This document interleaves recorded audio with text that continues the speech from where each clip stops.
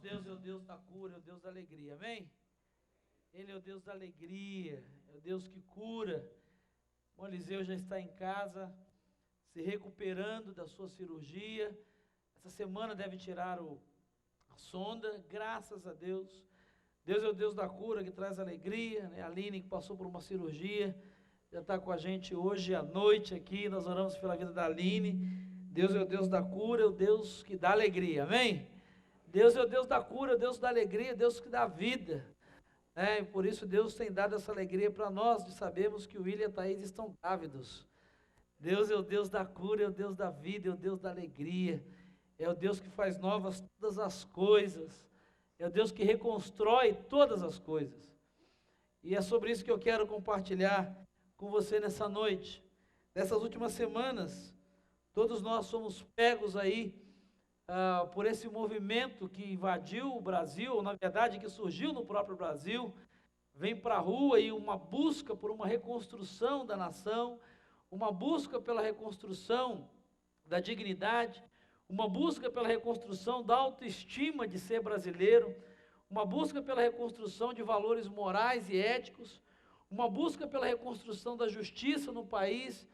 Isso mexeu com todos nós, isso mexeu com a nossa vida, isso mexeu com a nossa rotina, isso mexeu com a programação das emissoras de TV, isso mexeu com a Copa das Confederações, isso mexeu com a minha agenda e com a sua, muito provavelmente, se você trabalha lá pela região do centro, isso mudou a sua rotina de trânsito, isso talvez tenha mexido com a sua rotina do metrô, talvez você tenha saído mais cedo por conta disso, ou tenha que ter ficado até mais tarde.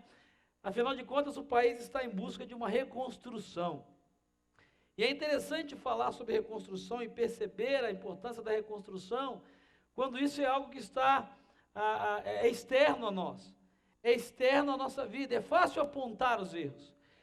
E se eu perguntar a cada um de vocês aqui, com certeza, cada um aqui tem uma sugestão, tem uma solução, e pode apontar uma área onde o Brasil, o Estado, o país, a prefeitura, onde a saúde, onde a educação, onde é necessário que haja reconstrução.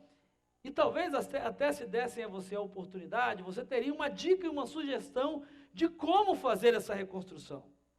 A questão é que, quando se fala em reconstrução, nós estamos muito prontos para entender, a fazer e a ter soluções, quando isso é externo à minha vida e à sua vida. Mas quando se trata de reconstruir algo que tem a ver com a sua própria vida, quando se trata de reconstruir algo que tem a ver com a sua história, e quando se trata de reconstruir algo que talvez esteja lá abandonado, esteja demolido, tenha perdido o projeto original, tenha perdido a essência, tenha sido comprometido com o passar dos anos, como é que você lida com a questão da reconstrução? Será que não existem áreas na sua vida? Será que não existem áreas na sua história? Será que não existem áreas nos seus relacionamentos que precisam de serem reconstruídos? Eu quero chamar a sua atenção nessa noite para o desafio da reconstrução, ou o desafio de reconstruir algo em você mesmo, o desafio de reconstruir algo ou alguém com quem você se relaciona. E eu quero usar como base para isso alguém que viveu a experiência muito forte. Eu peço que você abra a sua Bíblia lá no livro de Neemias. Neemias é um homem usado por Deus para liderar um processo de reconstrução de um povo. Mais do que a reconstrução de muros, mais do que uma reconstrução física, Neemias é usado e levantado por Deus para reconstruir a autoestima, reconstruir a moral, reconstruir a dignidade, reconstruir a espiritualidade, reconstruir os valores, reconstruir uma nação, a nação de Deus e o povo de Deus. Para que você entenda, a essa altura, a região da Palestina, ela é dominada pelos persas.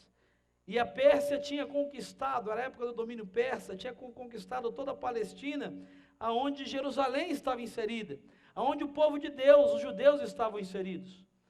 E durante o domínio da Babilônia, no período anterior, muitos desses judeus haviam sido exilados, haviam sido levados para a Babilônia. parte desses judeus haviam voltado, e havia ainda a influência dos persas, que dominavam àquela altura praticamente todo mundo conhecido de então.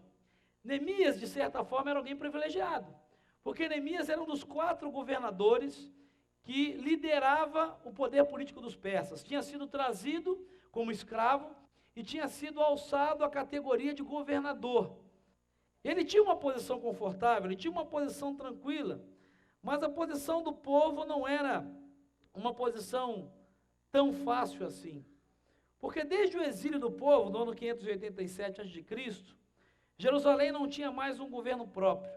Jerusalém não tinha mais o poder político, não tinha força política, não tinha poder político. E os judeus começam a ser explorados. O povo de Deus começa a ser explorado e começa a ser influenciado pelos persas. E é interessante que vai começar a haver exploração e injustiça entre os próprios judeus, entre o próprio povo de Deus. E qual é a consequência disso? Começa a acontecer e a crescer no povo de Deus a desigualdade entre as famílias. As pessoas começam a perder os valores e a essência que Deus tinha lhes dado lá atrás, e o desejo do lucro pessoal passa a ser objetivo. O que passa a importar para as pessoas é o que eu vou ganhar com isso, o quanto eu vou ganhar com isso. É interessante que isso aconteceu de uma maneira tão tremenda, que essa volúpia pelo lucro, esse desejo de lucrar, atingiu a classe sacerdotal. Os sacerdotes que tinham a responsabilidade de cuidar da vida religiosa, da vida espiritual, da relação do povo com Deus, tinham sido corrompidos. O cenário de Jerusalém era desolador, miséria, humilhação, as muralhas estavam em ruínas, as portas das cidades tinham sido todas incendiadas. Como se não bastasse, a religiosidade e a relação com Deus também estava completamente comprometida. Porque entre o povo havia uma falta de identidade e de fé. Eles eram conhecidos como homens e mulheres que temiam a Deus, que amavam a Deus, que obedeciam a Deus.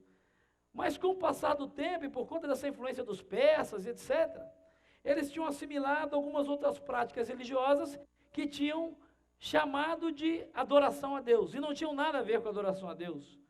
Eles começaram a se misturar com pessoas que não tinham temor de Deus, que não adoravam a Deus e até que blasfemavam contra Deus. Começaram a ser radicais em algumas práticas religiosas. Começaram a ficar muito apegados a rituais. A questão de guardar o sábado, era obrigatório praticar o jejum, as pessoas eram obrigadas a uma série de rituais e normas. As pessoas pararam de se preocupar com aquilo que estava dentro e começaram a apontar umas para as outras o que elas não faziam com relação ao exterior. Ficavam preocupadas se cortava cabelo, se não cortava cabelo, se ia no templo, se não ia no templo, se jejuava, se não jejuava. Como se isso não bastasse, a cidade estava completamente em ruínas. E é nesse contexto, então, por volta do ano 446 a.C., que Neemias, no capítulo 1, versículo 4, quando está lá no palácio do rei Artaxerxes, recebe a notícia. Neemias, capítulo 1, a partir do versos 2 e 3. Ele disse que quando ele está lá no palácio, governando, numa situação tranquila, numa situação estável. Neemias 1, 2, diz que Hanani, um dos meus irmãos, diz Neemias, veio de Judá com alguns outros homens. E eu lhes perguntei acerca dos judeus que restaram, os sobreviventes do cativeiro, e também sobre toda Jerusalém. E eles me responderam, aqueles que sobreviveram ao cativeiro, e estão lá na província, passam por grande sofrimento e humilhação. O muro de Jerusalém foi derrubado. As suas portas foram destruídas pelo fogo.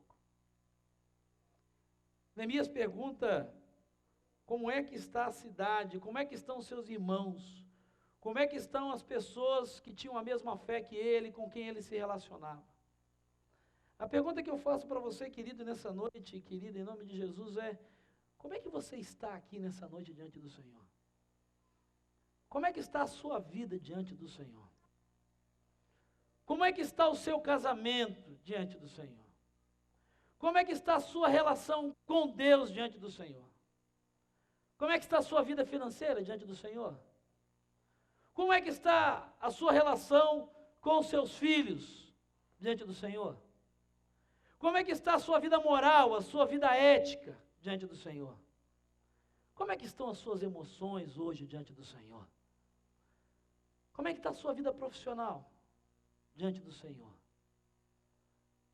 Como é que está a sua postura como cidadão diante do Senhor? Talvez, cada um de nós, talvez não, cada um de nós tem respostas para dar. Mas talvez se você fosse perguntado por Neemias hoje, talvez a resposta que você tenha para dar seja uma resposta muito parecida com a resposta que Hanani e os outros deram para Neemias. Talvez a resposta que você tenha para dar para mim é: pastor, meu casamento está em ruínas. Talvez a resposta que você tenha para dar é dizer: pastor, a relação com os meus filhos está destruída.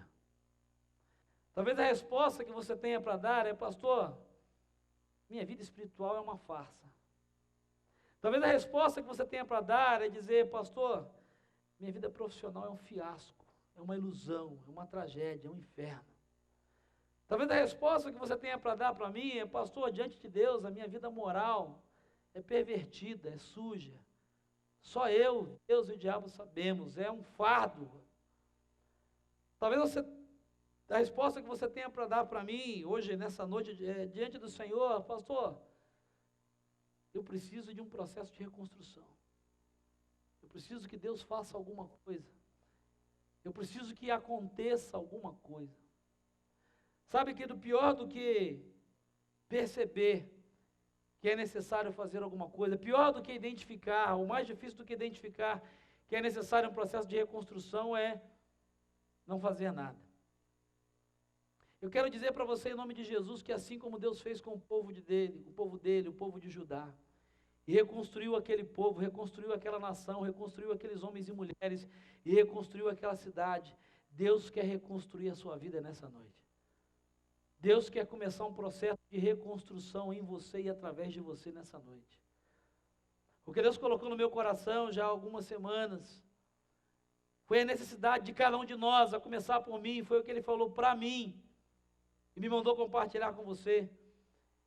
É que é necessário, é urgente, que cada um de nós perceba e ao olhar para como está diante do Senhor, consiga identificar como é que nós estamos diante de Deus. O povo de Judá tinha uma história muito bonita no seu passado. O povo de Judá tinha uma história poderosa no seu passado. Povo escolhido por Deus, povo amado por Deus, povo tirado do Egito, a quem Deus abriu o mar, passou pelo meio do mar. Povo que foi alimentado no meio do deserto de forma sobrenatural. Povo que atravessou o Rio Jordão. Povo que venceu gigantes. Povo que fez maravilhas e proezas. Mas nesse momento, o povo está em ruínas. Alguém já disse que quem vive de passado é museu. O problema é que tem muito crente e não crente. Tem muitas pessoas tementes a Deus que vivem o seu presente baseado no seu passado. Não, mas no passado eu fui, mas a minha família é cristã, mas eu já fiz, mas Deus já fez coisas maravilhosas na minha vida, Deus já fez milagres, eu lembro quando eu me converti, e Deus me curou, Deus restaurou, mas eu quero perguntar para você, e hoje? O que importa é hoje. O que Deus quer chamar a sua atenção é para o teu hoje diante dEle. Como é que está a sua vida diante dEle? Como é que está o teu casamento diante dEle? Como é que estão os seus filhos diante dEle? Como é que estão as suas finanças diante dEle? Como é que está a sua espiritualidade diante do Senhor? Eu quero, a partir da experiência de Neemias, convidar, ou mais do que convidar, eu quero desafiar você a iniciar um processo de reconstrução em nome de Jesus. Porque se as notícias que você tem para dar para o Senhor hoje não são boas, se as notícias que vêm ao teu coração sobre você mesmo, ou sobre uma área da sua vida não são boas, eu quero declarar em nome de Jesus que Deus pode reconstruir isso. Eu quero declarar em nome de Jesus que Deus tem poder para reconstruir tudo aquilo que o diabo destruiu em você ou através de você. Esse texto vai nos mostrar algumas coisas que são importantes e que são necessárias. Porque talvez você diga: pastor, eu quero, mas eu já estou tentando há muito tempo, eu já fiz compromissos, eu já me decidi, eu já botei no meu coração, eu já tive muita vontade, mas pastor é difícil, pastor é complicado. Eu quero, a partir da palavra de Deus, então, da experiência de Neemias, dar a você 4 princípios para reconstruir a sua história. E o primeiro deles está justamente no versículo de número 4. Se você quer experimentar um processo de reconstrução na sua vida, ou em alguma área da sua vida, é preciso que você se permita ser quebrantado por Deus diante dos seus pecados. O versículo 4 diz que quando Neemias ouve aquela situação, quando Neemias ouve aquelas notícias, o que Neemias faz? Ele se senta, ele chora, ele passa dias lamentando. Querido, se você quer experimentar um processo de reconstrução de Deus na sua vida, em alguma área da sua vida, é preciso que você seja capaz e volte a chorar pelos seus pecados. Sabe por que muitas vezes não acontece nada de novo? Deus não faz nenhum milagre e a sua vida continua em ruínas. Porque talvez você se acostumou com os seus pecados. Você não chora mais pelos seus pecados. Você não ora há muito tempo, isso não te faz mais chorar. Você não lê a Bíblia há muito tempo, isso não te leva às lágrimas. Você fere, maltrata e magoa pessoas. Você magoa a sua esposa, você magoa o seu esposo, isso não te leva mais às lágrimas. A sua postura tem destruído a vida de outras pessoas. A sua postura tem magoado e deixado feridos pelo caminho, isso não te incomoda mais. Você vê pornografia escondido, você é um mentiroso, você é um mau pagador, você cuida mal dos seus filhos, seja lá o que você faça, e você age como se isso não fosse problema, como se isso não fosse pecado, como se isso fosse normal. Afinal de contas, todo mundo faz. Eu quero dizer para você, meu irmão e minha irmã, em nome de Jesus, que o que importa para Deus reconstruir a sua vida não é o que todo mundo faz. O que importa para Deus reconstruir a sua vida é se você está fazendo aquilo que Ele quer que você faça. O texto diz que quando Neemias ouve essas notícias, ele se senta, ele chora, ele passa dias lamentando pelo estado de destruição. Eu pergunto para você, qual foi a última vez que você se lamentou de um pecado que você cometeu? Sabe qual é o grande problema e por que muitas vezes Deus não faz coisas novas? Por que Deus não reconstrói seu casamento, a sua vida, suas finanças, seu relacionamento, seus filhos, sua vida profissional está do mesmo jeito? Porque você não é capaz de chorar por aquilo que está acontecendo e você acha que é normal. É assim mesmo, é o diabo, é a vida. Eu sou assim mesmo, é o país.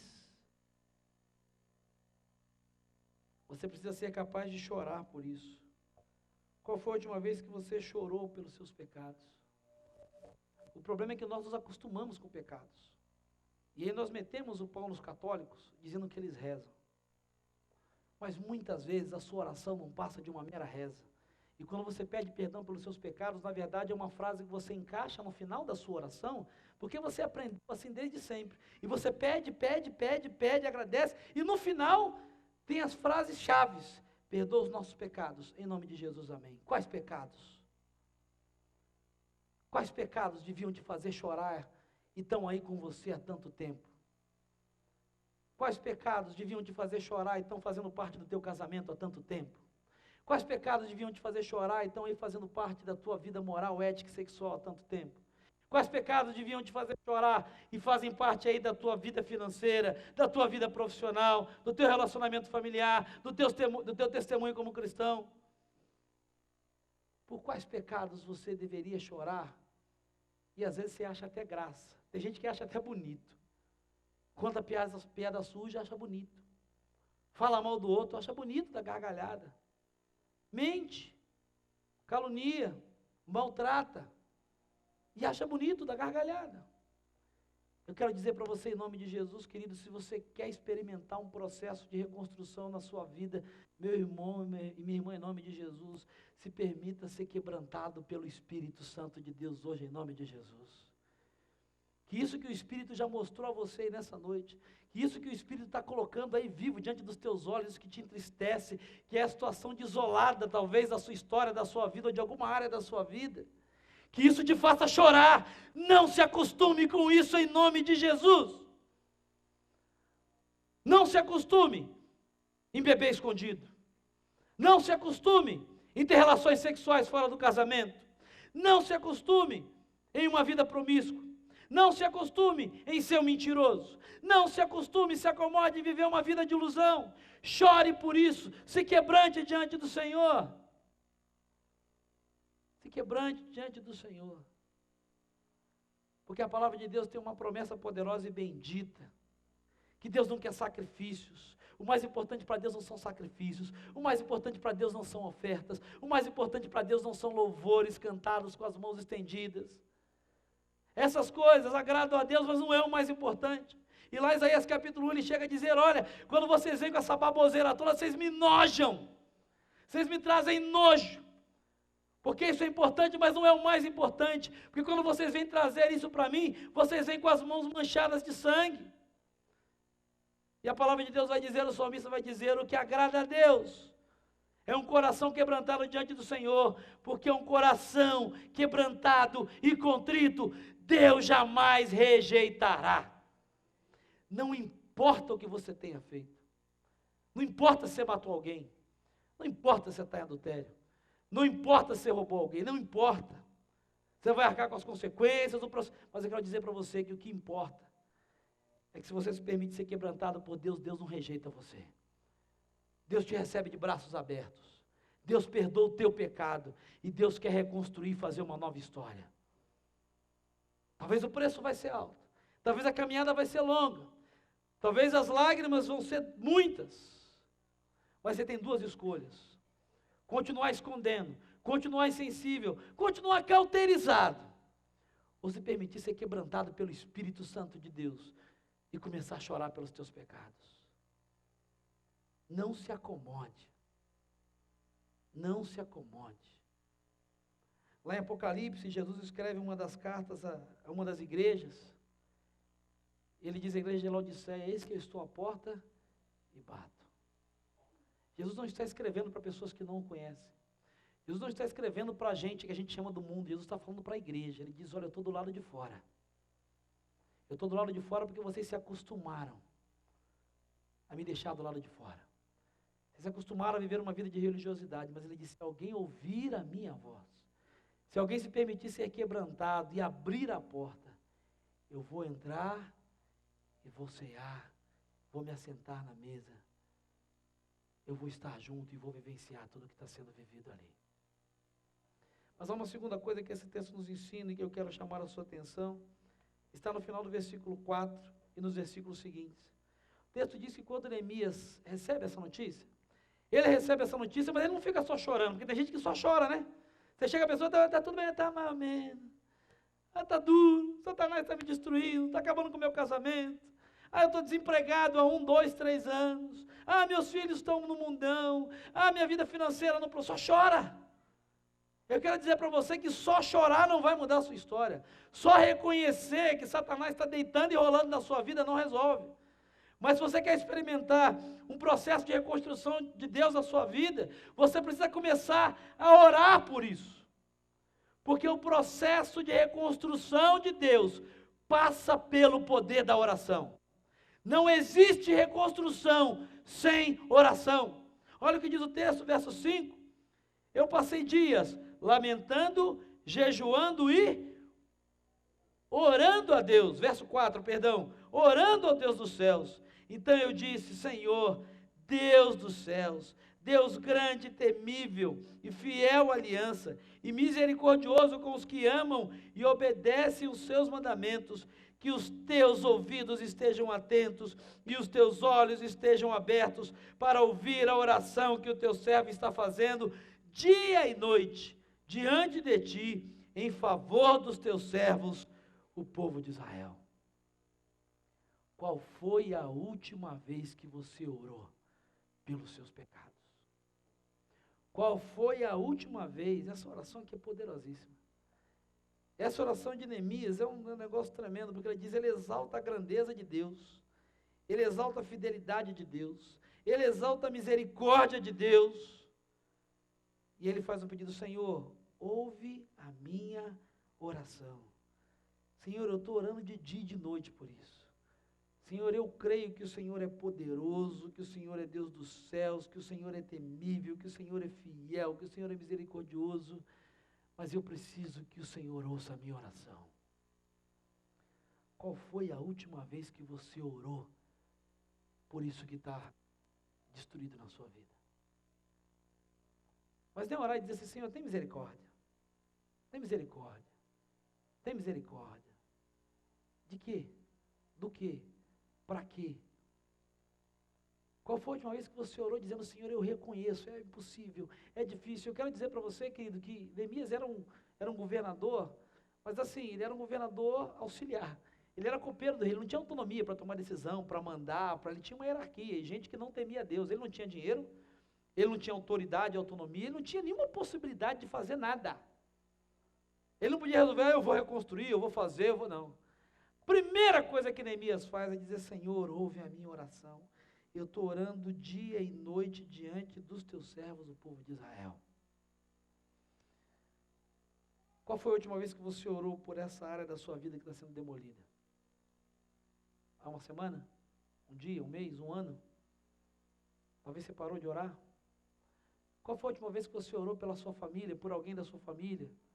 Você quer que entregue a vida a Jesus, pelo casamento de alguém da sua família, por um colega de trabalho que está nas drogas, por algo. Você diz a Deus, tem misericórdia. Você orou por isso? Você está orando por isso? Você ora pela vida dele, ora pela vida dela.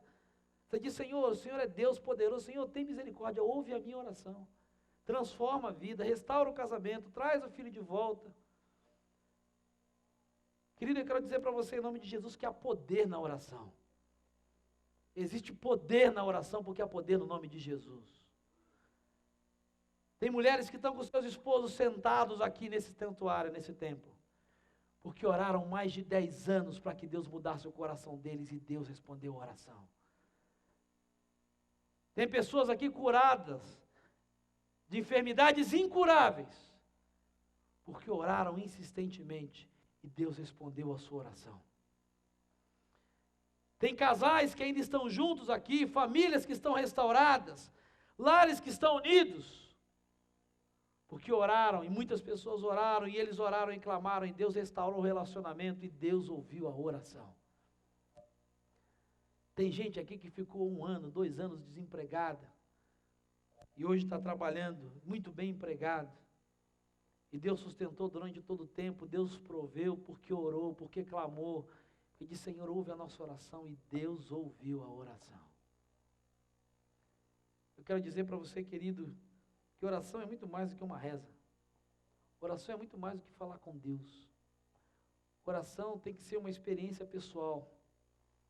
Oração tem que ser algo que seja tão importante para você como o ar que você respira. Porque não adianta você chorar, não adianta você acreditar em Deus, não adianta se você não diz isso para Deus. Porque quando você ora, na mediação de Jesus, e a palavra de Deus diz que antes havia uma separação, antes precisava de mediador, mas quando Jesus Cristo venceu a morte na cruz do Calvário, ao 3º dia ressuscitou, ele foi colocado como meu advogado, como seu advogado, ele está sentado à direita de Deus, intercedendo por mim e você dia e noite. A questão é, você tem pedido a Jesus? Você tem contado a Jesus? A questão é, você acredita no poder da oração? Você acredita que Deus pode reconstruir isso? Você acredita que Deus pode reconstruir teu casamento? Você acredita que Deus pode reconstruir tua vida financeira? Você acredita que Deus pode te libertar desse vício maldito?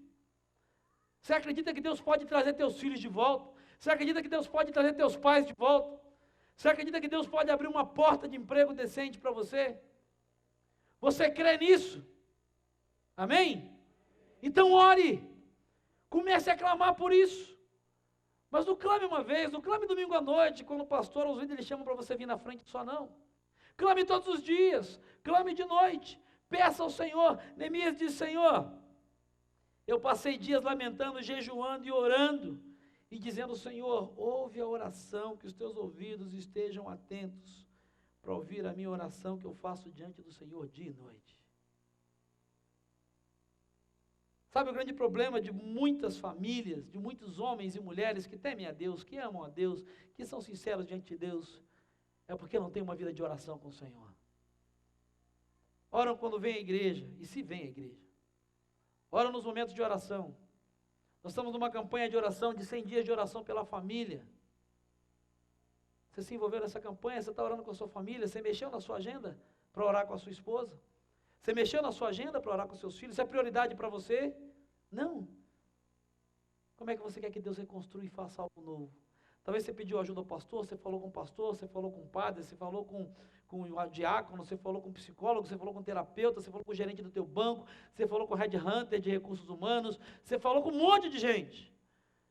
Mas eu quero dizer para você, se você quer experimentar um processo de reconstrução verdadeiro na sua vida, é preciso que você comece a falar com Jesus sobre isso.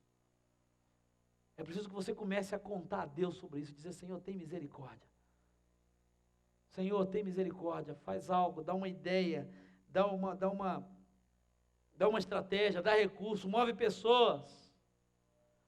Essa semana nós temos a semana do clamor, a semana de oração, de segunda a sexta-feira, toda a última semana do mês é a nossa semana de oração. Pouquíssimas pessoas vêm, eu sei que muitos trabalham, saem lá do outro lado da cidade, não podem estar aqui, a questão não é estar no templo orando.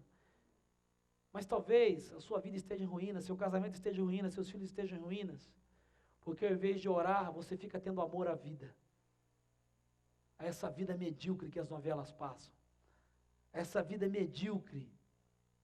Talvez a sua vida esteja ruindo, porque talvez ao invés de orar, você esteja saracoteando, fazendo coisas que não sejam tão importantes, nem sejam prioridade.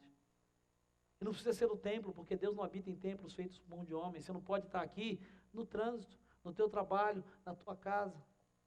Você quer experimentar um processo de reconstrução de Deus na sua vida? Pare para refletir quanto tempo do teu dia você investe em oração.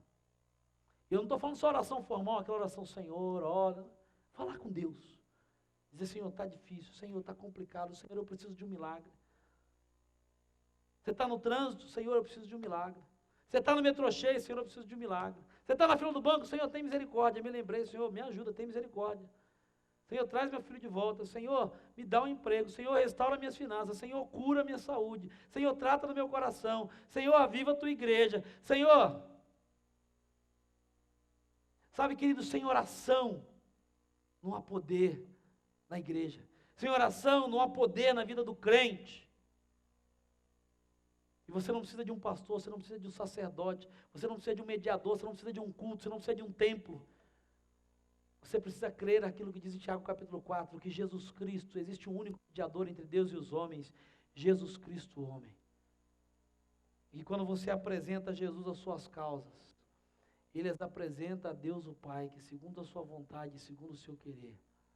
Não somente é um Deus que ouve, mas a Bíblia diz que Ele é um Deus que responde às nossas orações.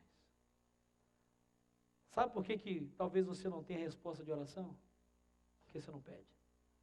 Sabe por que a maioria dos cristãos não tem uma resposta de oração tremenda? Porque não ora de maneira tremenda.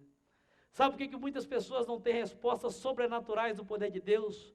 Porque não oram e clamam a Deus de forma sobrenatural e tremenda, dizendo, Senhor, eu creio, eu acredito. Neemias não tinha nenhuma possibilidade. Humanamente, Neemias não tinha, mas ele disse, Senhor, Tu és o Deus dos céus. Tu és o Deus grande e temível, Tu és fiel à aliança, o Senhor é misericordioso com os que te amam e que te obedecem. Senhor, esteja atento à minha oração. Eu quero desafiar você em nome de Jesus, a separar um tempo do teu dia, todos os dias dessa semana, a partir dessa semana, para orar por isso que está em ruínas da sua vida. Eu quero fazer um desafio a você em nome de Jesus. Depois de um tempo, você pode me procurar e dizer se Deus não fez alguma coisa. Eu não estou dizendo que Ele vai dar o que você está querendo, não. Mas eu duvido que Deus não responda a você. Eu duvido que Deus não aquete o teu coração. Eu duvido que Deus não cuide de você, que Ele renove talvez a tua esperança, renove a tua paciência, mude pessoas e mude circunstâncias. Porque o nosso Deus é um Deus vivo, Deus dessa palavra é um Deus vivo, e é um Deus que está sensível à minha dor e à sua dor, e é um Deus que ouve e responde a oração, quando nós clamamos Abba, quando nós clamamos Pai, está doendo, Pai tem misericórdia. Eu desafio a você em nome de Jesus a começar a orar. por essa questão e ver se Deus não vai fazer alguma coisa. Se Deus não vai começar, você não vai começar a perceber a presença de Deus e ver que Deus está cuidando de você. Mas existe uma coisa que é terceira e que é importante nesse processo. Talvez você diga, pastor, mas eu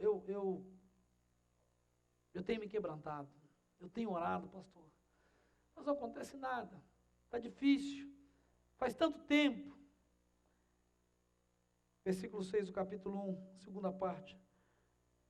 Existe uma coisa que Neemias faz na oração dele que é fundamental e que aquele que quer experimentar uma reconstrução de Deus na sua vida precisa aprender a fazer. Olha o que ele diz na parte B do versículo 6. Confessa os pecados que nós, os israelitas, temos cometido contra ti. Sim, eu e o meu povo temos pecado contra ti. Agimos de forma corrupta e vergonhosa contra ti. Não temos obedecido aos mandamentos, aos decretos, leis que deste ao teu servo Moisés. Querido, para experimentar um processo de reconstrução na sua vida, é preciso que você comece a confessar os teus pecados ao Senhor, todos. É preciso que você não somente reconheça na oração quem Deus é diante de você, isso é fácil. Essa é a parte fácil. O desafio para experimentar um processo de reconstrução de Deus na vida é reconhecer quem você é de verdade diante de Deus. É dizer, Deus, a igreja dá tapinha nas minhas costas. A minha esposa diz que eu sou assim, o meu marido me elogia, os meus filhos, os meus colegas de trabalho, mas Senhor, eu confesso que eu preciso melhorar nisso, eu confesso que a minha boca é suja, eu confesso que meu coração é invejoso, eu confesso que eu sou relaxado, eu confesso que eu tenho a mente impura. Não há reconstrução de Deus, não há agir de Deus, não há mover de Deus, onde existem pecados não confessados. Porque não há comunhão de luz com trevas. Você pode até botar embaixo da capa como uma cã. Você pode por um tempo usufruir. Mas aquilo que Deus dá é permanente. A bênção que Deus dá é para sempre. A bênção que Deus dá é completa. Ninguém pode tomá-la da sua mão. Muito cuidado se aquilo que você está recebendo, apesar de estar em pecado, não seja um docinho que o diabo está botando na sua boca, não seja um mimo que o diabo esteja colocando na sua mão, e porque você está em pecado, está com a mente cauterizada, você acha que é bênção de Deus e até glorifica. E na verdade é Satanás que está abrindo algumas portas para que você continue acomodado nessa vida de pecado. A oração de Neemias é uma oração corajosa. Ele diz, Senhor, eu confesso os pecados que nós temos cometido contra ti. Nós agimos de forma corrupta e vergonhosa. Lembra do contexto que eu falei? Era o povo de Deus. Mas estava uma bagunça. O pessoal ia à igreja, ia, lógico, o pessoal cantava. O pessoal fazia culto, fazia. O pessoal até dizimava, dava um dinheirinho de vez em quando. O pessoal cumpria as obrigações, estava bonito, estava lindo. Mas foi preciso que houvesse um processo de desconstrução, de vergonha e de humilhação. E foi preciso, na verdade, que Neemias, como líder desse povo, confessasse e dissesse, Senhor, não é nada disso. Senhor, as pessoas podem até achar, Senhor, as pessoas podem até dizer, Senhor, as pessoas podem ajudar Israel, o povo escolhido de Deus, mas Senhor, mas nós sabemos que não é nada disso. Eu quero desafiar você em nome de Jesus, se você quer experimentar um processo de reconstrução diante de Deus, na sua vida começar a parar de fingir diante de Deus, tire as máscaras em nome de Jesus. Você pode enganar sua esposa, você pode enganar seu esposo, você pode enganar seu pastor, você pode enganar seu patrão, você pode enganar os seus empregados, você pode enganar a sua família, você pode enganar quem você quiser, mas você não consegue enganar ao Senhor que tudo sabe, que tudo conhece. Se você quer experimentar um processo de reconstrução na sua vida, é preciso que você comece a orar como salmista no Salmo 139, Senhor, Tu me sondas e me conheces, o Senhor conhece o meu deitar, o meu levantar, Senhor, a palavra não chegou nem na minha boca, o Senhor já sabe, sonda-me, ó Deus, vê os meus pensamentos, porque o Senhor conhece o meu coração, Senhor, veja se é em mim algum caminho mau. Talvez, Senhor, eu acho que não tem nada a ver. Senhor, talvez eu estou cauterizado, eu me acostumei. Senhor, me sonda, me incomoda com Teu Espírito. Davi é conhecido como homem, o quê? Segundo o coração de Deus. Alguém aqui acha que pecou mais do que Davi? Alguém aqui, bom, não vou perguntar para você responder, vai que, né? Mas responde aí para o seu coração. Eu acho que ainda que tenha alguém que tenha vivido uma experiência, o pacote, Davi caprichou no negócio. Ele enfiou o pé na jaca os dois de uma vez. Porque ele adulterou, ele cobiçou. Não, primeiro ele foi negligente, porque era para ele estar na guerra, ele estava no terraço. Então é pecado, negligência, omissão, preguiça é pecado. Tem uma palavra que me fugiu à mente agora aqui, não é preguiça, é omissão, negligência. Aí ele cobiçou, aí depois de cobiçar, ele adultera, aí depois de adulterar, ele mata, aí ele mente, aí ele esconde, aí ele oculta, e vamos parar por aqui. Ainda que você tenha cometido um ou outro desses pecados, eu acho que o pacote Davi caprichou. Mas como é que esse camarada consegue entrar para a história com uma biografia imunda dessa? Como um homem segundo o coração de Deus. E quando você vai para o Salmo 51, você diz, Senhor, contra ti somente pequei. E fiz o que era mal aos teus olhos. Ele não fala, ele escreve isso. Ele registra isso para que todas as gerações que viessem depois dele vão ficar dizendo, olha, Davi o arpista, Davi o matador de gigantes, Davi o rei, Davi o poderoso. Ele disse, não, Senhor. Senhor, cria em mim, ó Deus, um coração puro. Renova em mim um espírito estável. Contra ti que somente pequei e eu fiz o que era mal diante dos seus olhos. Torna-me dar a alegria da tua salvação. Eu quero dizer para você, querido, se você tem pecados não confessados a Deus, além de Deus não poder reconstruir e não querer reconstruir nada na sua vida, dificilmente você vai ser uma pessoa feliz.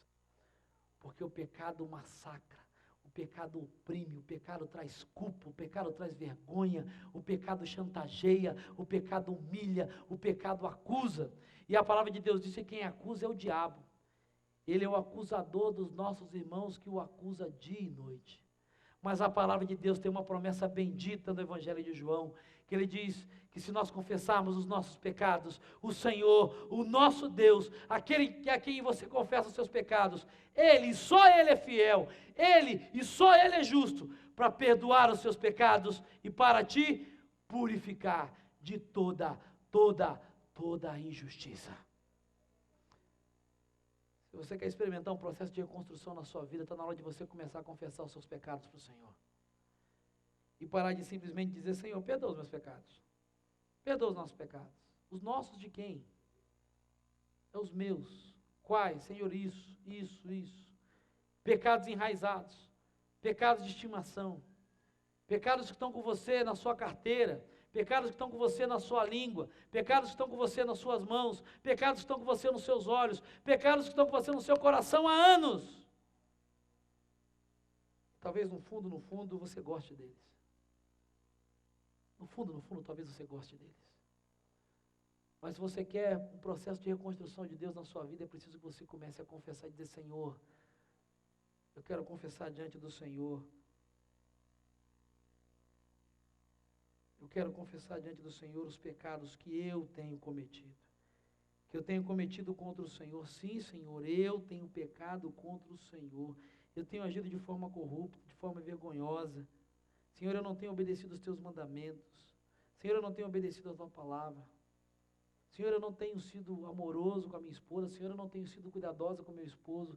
Senhor, eu não tenho sido bom mordomo. Eu tenho gasto meu dinheiro num monte de porcaria. Senhor, eu não tenho dado atenção para os meus filhos.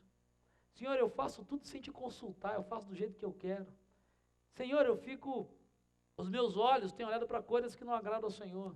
Senhor, os meus lábios, que te adoram, têm falado coisas que não te agradam ao Senhor.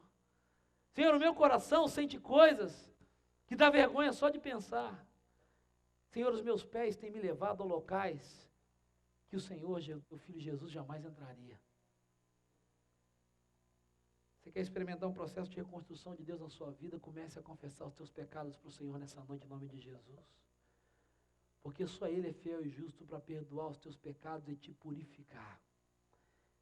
Esse final de semana, eu e a minha família estivemos no congresso do Instituto Haggai. O tema do congresso foi livres, sereis livres. E numa das mensagens, Se não me engano, o pastor Ricardo Agreste falava sobre isso. Falava sobre a expressão que o próprio Deus fala para Jesus, o seu filho, dizendo: esse é o meu filho, em quem eu me alegro, em quem eu tenho prazer. Esse é o meu filho, em quem eu me alegro e em quem eu tenho prazer. E Deus fala isso com relação a Jesus no momento do seu batismo, quando ele inicia o seu ministério. No momento bom, no momento de... Jesus não tinha curado ninguém, Jesus não tinha pregado para ninguém, Jesus não tinha transformado a vida de ninguém, Jesus não tinha feito nada ainda no aspecto eclesiológico, religioso, missional. Jesus não tinha feito nada ainda. E Deus disse: esse é o meu filho em quem eu me alegro. Tempos depois, lá no Monte da Transfiguração, no final do seu ministério, muito perto do momento em que ele seria traído, crucificado e morto, juntamente com seus amigos, ele está ali e Deus novamente volta para ele e diz: esse é o meu filho em quem eu me alegro, a ele eu vi. Sabe, querido, se você quer experimentar um projeto de reconstrução de Deus na sua vida, é preciso que a cada dia, através da confissão dos seus pecados, da busca desesperada para vencê-los e derrotá-los na autoridade, no nome de Jesus, você confessa os seus pecados, e toda vez que você confessa os seus pecados, não tenha dúvida, quando Deus perdoa os seus pecados e te purifica de toda injustiça, o diabo vem tentar acusar, o diabo vem tentar destruir, o diabo vem tentar te entregar, e aí Deus diz: não, esse é o meu filho e essa é a minha filha em quem eu me alegro. Ele é um pecador, ele é uma pecadora, mas redimido, transformado e lavado pelo sangue do meu filho, buscando santificação. Satanás só veio para roubar, para matar e para destruir. Mas Jesus veio para te dar vida e vida em abundância. E vida em abundância começa com confissão de pecados. Porque quando você confessa os seus pecados, a boca de Satanás é fechada. O dedo dele é encolhido. Porque a palavra de Deus diz em Romanos capítulo 8, versículo 1. E guarde essa promessa no teu coração. Não importa o pecado que você tenha cometido, não importa quão fundo você tenha isto, se você confessar, mas é confessar, não é dizer, não é rezar, não é falar, não é para aliviar a consciência, é confessar e dizer: Senhor, eu sou assim e eu não quero ser mais. Senhor, eu sou desse jeito e eu não quero ser mais. A palavra de Deus diz em Romanos capítulo 8, versículo 1, que a partir desse momento, portanto agora, nenhuma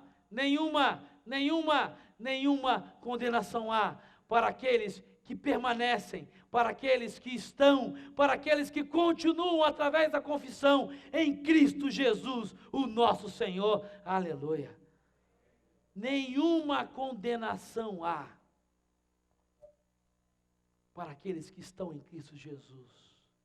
E meu irmão e minha irmã, a única forma de permanecer em Cristo Jesus, com essa natureza pecaminosa que nós temos, é confessando os nossos pecados, clamando pela graça e da misericórdia de Jesus a cada dia, pedindo que Ele nos dê força para enfrentar e o poder da cruz para vencer. Romanos capítulo 16, versículo 19, sejam excelentes para o bem.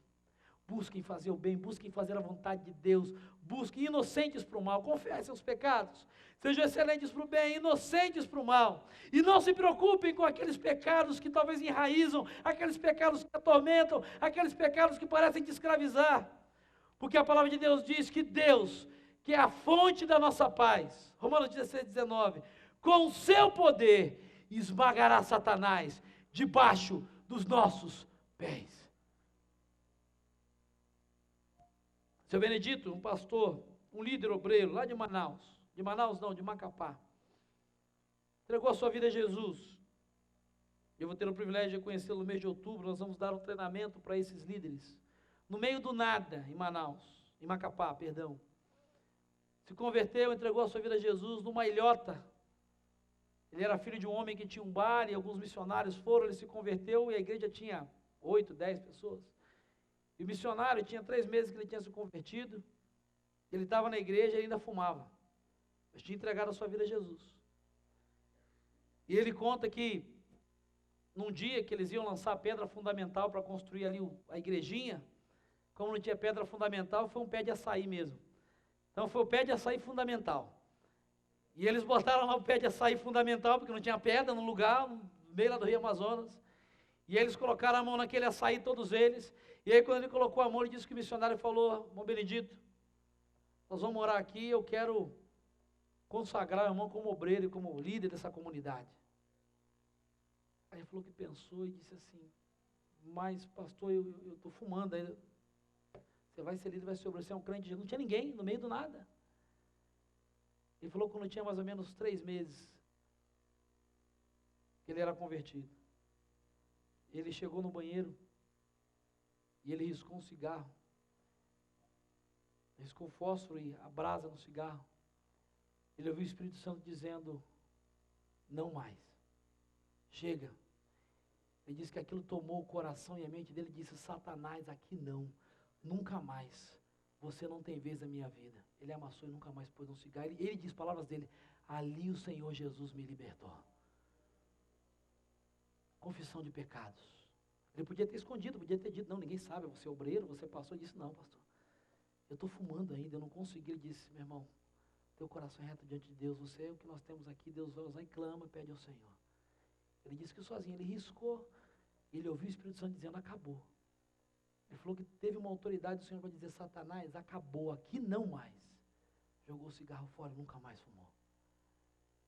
Sabe, querido, se você quer experimentar o poder transformador de Deus, de reconstrução, você precisa começar a confessar os teus pecados a Jesus.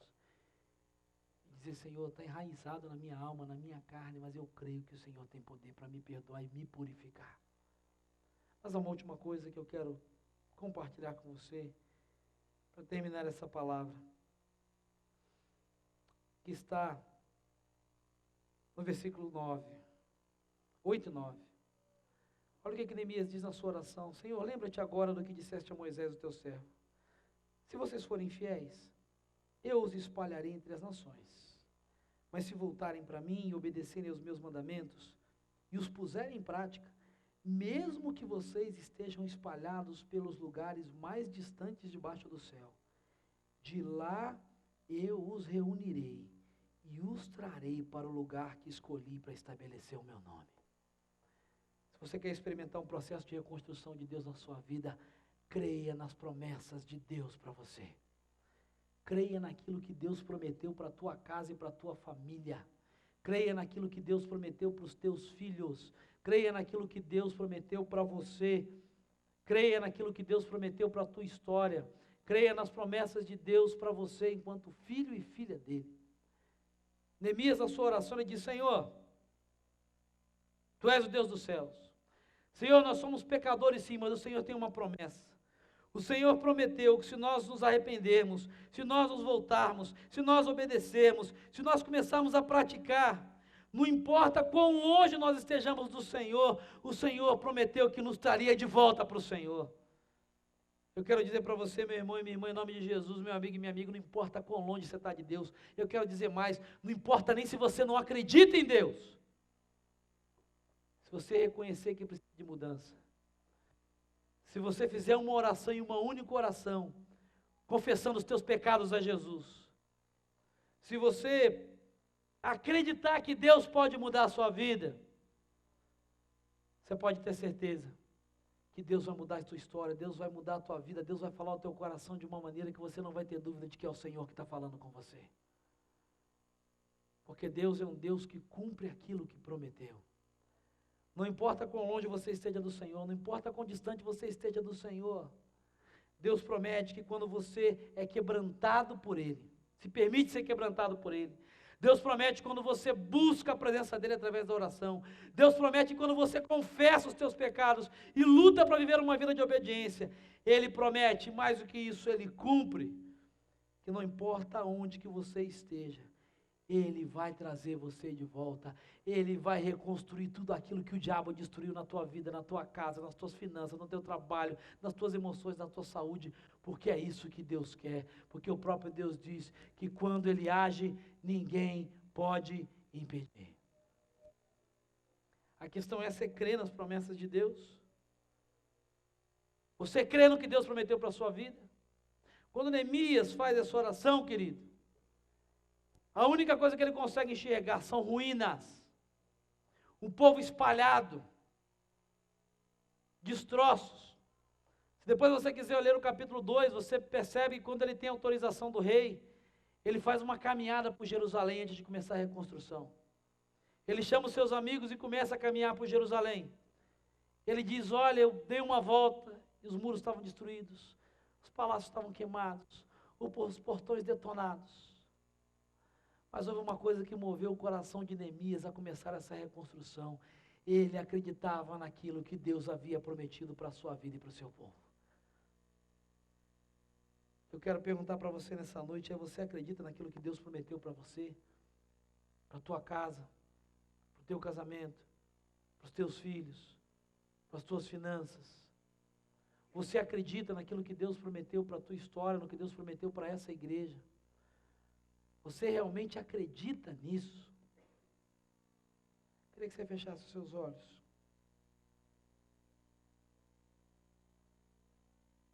A história termina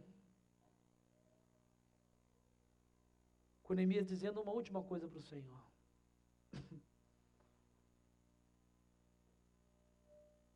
Neemias termina a sua oração dizendo, Senhor, estes são os teus servos, o teu povo.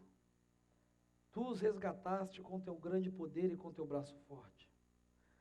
Senhor, que os teus ouvidos estejam atentos à oração do teu servo e à oração dos teus servos que têm prazer em temer o teu nome. Faze com que hoje o teu servo seja bem-sucedido. Senhor, esses são os teus servos e teu povo.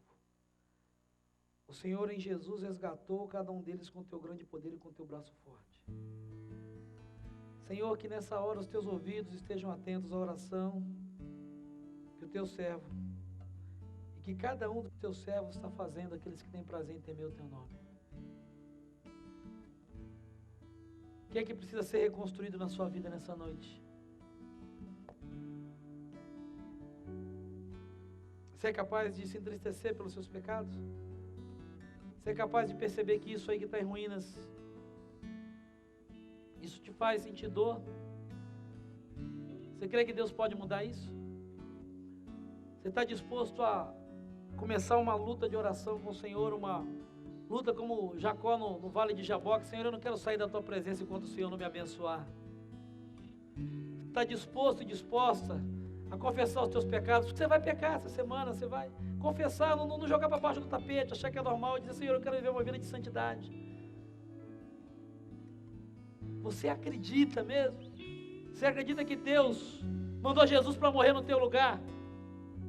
Para pagar o preço que você não poderia pagar, porque Ele acredita que a tua vida tem valor, tem sentido. Ele acredita que o teu casamento tem valor e tem sentido.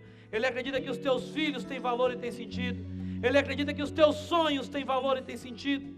Ele acredita que os teus dons profissionais, a sua carreira profissional tem valor e tem sentido para Ele.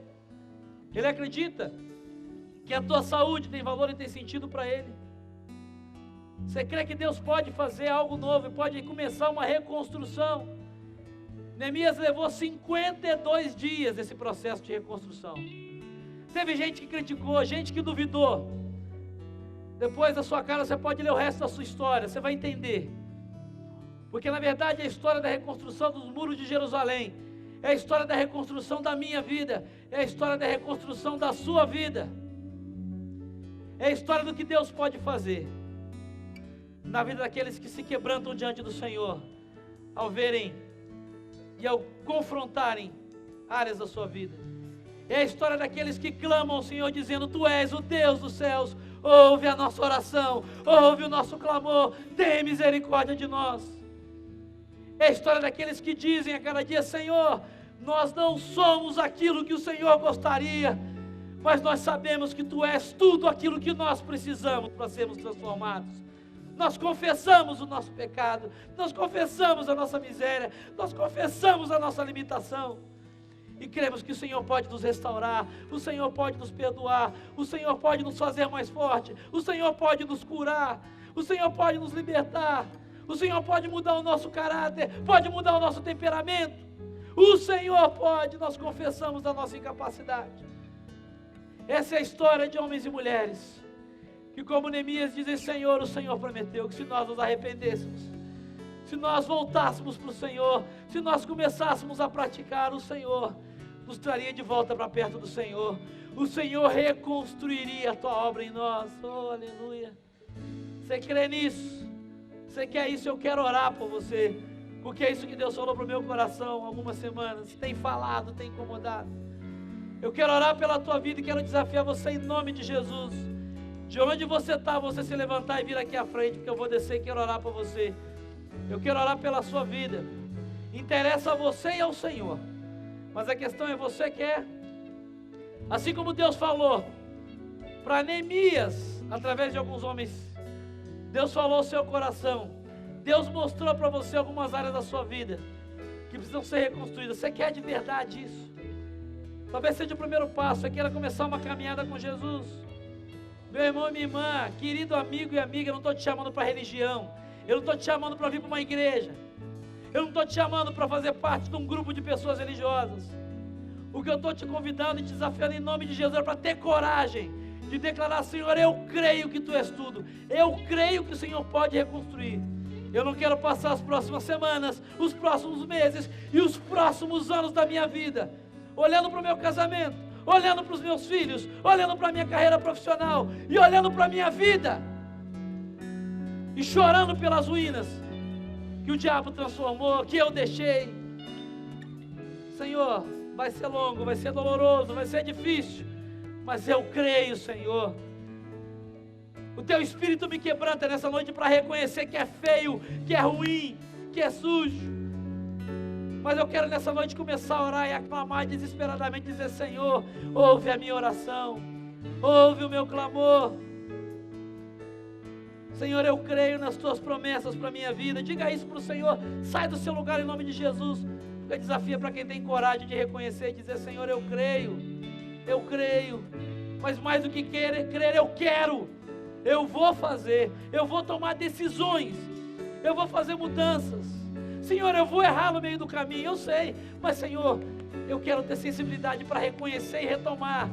Não jogar para debaixo do tapete, não botar a culpa no diabo, não botar a culpa na igreja, não botar a culpa no meu pai, na maldição, seja lá em quem for. Senhor, eu quero reconhecer o que eu preciso fazer, porque eu creio numa obra bendita de reconstrução, que o Senhor pode fazer, mas tem que começar em mim, tem que começar em mim.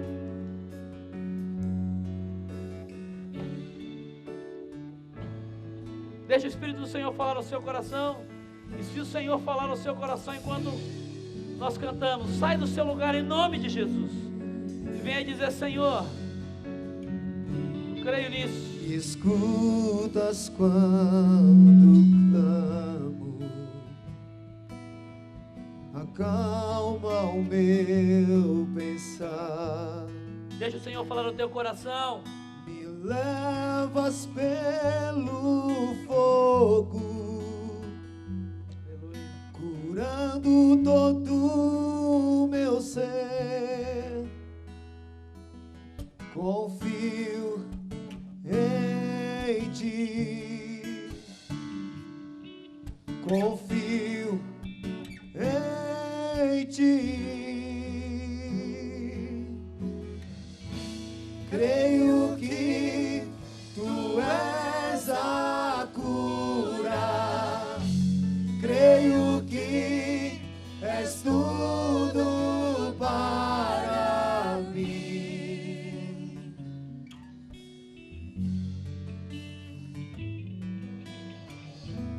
Creio que Tu és a vida, creio que não há outro igual a Ti.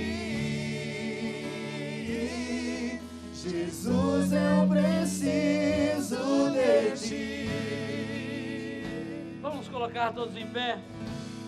Você crê que Deus pode restaurar teu relacionamento, teu casamento, teu namoro, moço e moça?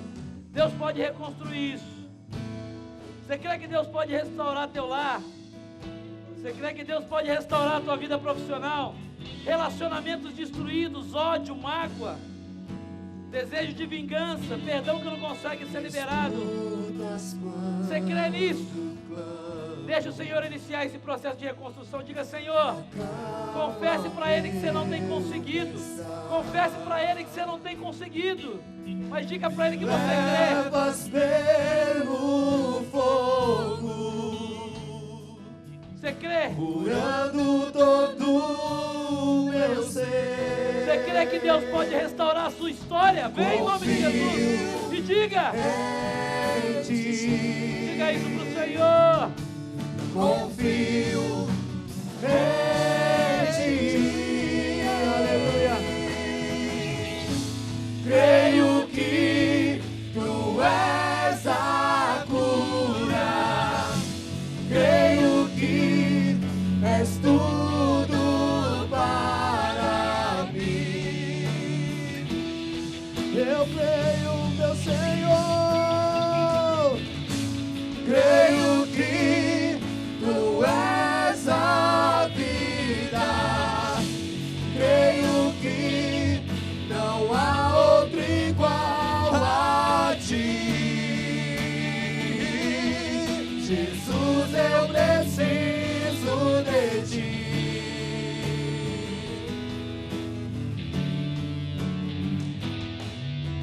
Nada é crê nisso? impossível. Diga para que o céu e o inferno ouça. Diga. Nada é impossível. Declare no mundo espiritual que sobre a sua vida, Nada é impossível sobre o teu casamento, os teus relacionamentos, para ti. Tens o meu mundo em tuas mãos. Nada é impossível para ti. Nada é impossível. Nada é impossível para ti. por quê? Tens o meu mundo em tuas mãos. Creio que tu és a cura. Creio que és tudo para mim. Eu creio, eu creio, eu creio. Creio que tu és a vida. Creio que não há outro igual a ti.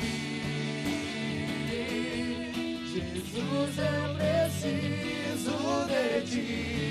Creio que tu és a cura.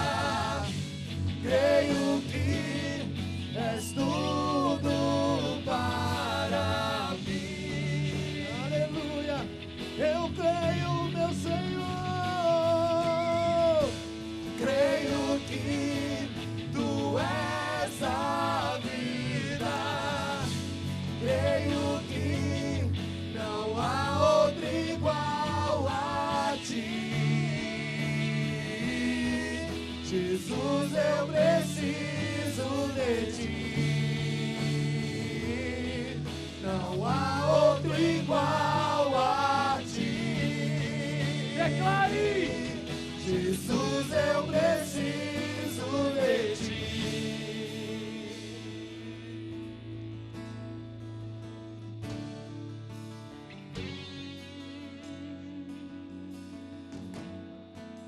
Se você que está aqui à frente puder se ajoelhar diante do Senhor, quero convidar você a se ajoelhar comigo. Nós vamos juntos nos ajoelhar, nos dobrar diante do Senhor. Porque é assim que um processo de reconstrução começa, de joelhos. O processo de reconstrução não começa com a cabeça erguida, batendo no peito dizendo: eu vou fazer, eu vou conseguir, eu vou melhorar. Mas ele começa de joelhos, reconhecendo que nós não podemos nada, mas que nós podemos todas as coisas no Senhor que nos fortalece. Então diga para o Senhor, faça como Neemias, diga: Senhor, ouve a minha oração, apresenta a Ele, confessa os teus pecados, apresenta as tuas ruínas diante do Senhor. Faça uma aliança com o Senhor nessa noite de recomeço, de renovo, de vida de oração, de leitura da palavra. O grande mover de Deus começa de joelhos. Os grandes avivamentos começam de joelhos. Não é você que vai fazer, é Deus que vai fazer através de você e em você, querido. Creia nisso em nome de Jesus. Nós precisamos nos dobrar mais diante do Senhor e reconhecer quem Ele é diante de nós e não tentar provar para Ele que nós somos alguma coisa. Deus, nós estamos diante do Senhor nessa hora, confrontados pela Tua palavra, impactados pela Tua presença nesse lugar, porque sabemos que são muitas histórias diferentes que estão prostradas diante do Senhor, são problemas diferentes, são ruínas diferentes, mas Tu és o mesmo Deus que sondou a cada coração nessa noite aqui. É o mesmo Espírito, ó Deus, que nos confrontou de maneiras diferentes, com dores diferentes, pecados diferentes, mas o mesmo Espírito nos convenceu nessa noite do nosso pecado, mas nos convenceu também da justiça do Senhor nas nossas vidas, e nos convenceu de que o Senhor é justo e fiel para nos dar uma nova oportunidade e reconstruir, ó Deus, a nossa história, assim como os muros daquela cidade foram reconstruídos para a glória do nome do Senhor. Deus, nós não sabemos quanto tempo isso vai levar, mas nós em nome de Jesus queremos pedir graça, misericórdia, e em nome de Jesus te pedir que o Senhor não nos deixe perder a consciência da Tua presença conosco nessa caminhada. Ó Deus, que haja a decisão aqui de separarmos um tempo do nosso dia para a oração, para ouvir a Tua voz, a leitura da Tua palavra. Que haja decisões aqui para que confissão de pecado seja um exercício da nossa vida diante do Senhor. Para que a cada dia, apesar das circunstâncias, aconteça o que acontecer, nós possamos ouvir a Tua voz dizendo: meu filho e minha filha, você é meu filho e minha filha, eu me alegro em você, continue. Eu me alegro em você, continue. Ó Deus, toma cada uma dessas vidas nas Tuas mãos. Que aquilo que o Senhor começou a fazer na vida de cada uma delas, na minha vida, seja completo a cada dia, pedra por pedra, tijolo por tijolo, até que a obra esteja toda completa para a glória do nome do Senhor, Pai. Nós repreendemos em nome de Jesus todo ataque de Sambalate, dos inimigos, dos acusadores, dos que irão duvidar, dos que irão debochar. Nós repreendemos aqueles que são levantados por Satanás para tentar nos tirar da Tua presença, Pai. Nós declaramos a vitória do Senhor na nossa vida. Eu quero clamar e declarar a Deus a unção, a capacitação do Teu Espírito sobre esses que estão aqui diante do Senhor. Que os Teus anjos, ó Deus, estejam acampados ao redor de cada um deles com espadas, ó Deus, desembainhadas, para lutar, para que qualquer agente, soldado de Satanás que se levante, ao ver a glória do Senhor na nossa vida, através da nossa vida, possa bater em retirada, Pai. Que, ó Deus, a Tua palavra se cumpra na nossa vida, Pai. Que ao nos sujeitarmos ao Senhor e resistirmos ao diabo, lutando contra as nossas fraquezas, nós tenhamos a convicção de que o diabo partirá em retirada e fugirá de nós por conta da obra de reconstrução que o Senhor está fazendo nas nossas vidas. Pai, nós sabemos que muitas serão as lutas, nós sabemos que muitos serão os desafios, e até que quedas irão acontecer, mas Pai, nós te pedimos em nome de Jesus, não nos deixe perder o foco, não nos deixe perder a chama que foi acesa nessa noite pelo Senhor mesmo na nossa vida. Não nos deixe cair na acomodação, na preguiça, na rotina, mas dá-nos sede pelo Senhor, pela palavra do Senhor, pelo povo do Senhor, por esses que agora estão ao nosso lado, tocando em nós, Pai, para isso que existe a Tua igreja, para juntos estarmos, ó Deus, clamando, chorando, mas também celebrando e glorificando ao Senhor pelas vitórias que o Senhor nos dará. Recebe toda a honra, toda a glória e todo o louvor para aquilo que o Senhor começou a fazer nessa noite, porque nós cremos na Tua palavra que declara que o Senhor é fiel, e aquilo que o Senhor começa, o Senhor completa, E nós queremos ver isso na nossa vida.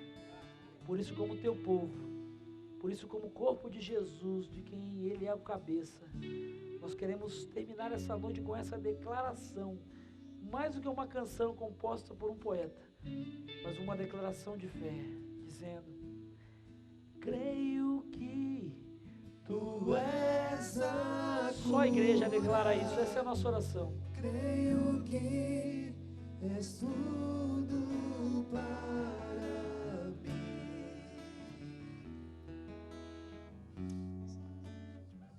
Declara isso para o Senhor. Creio que Tu és a vida. Creio que não há outro igual a Ti. Jesus, eu preciso de Ti.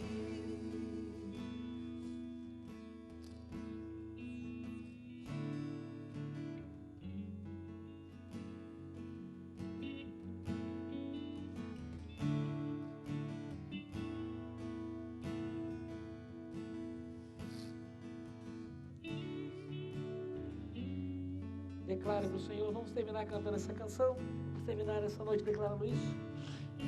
Escutas quando eu clamo.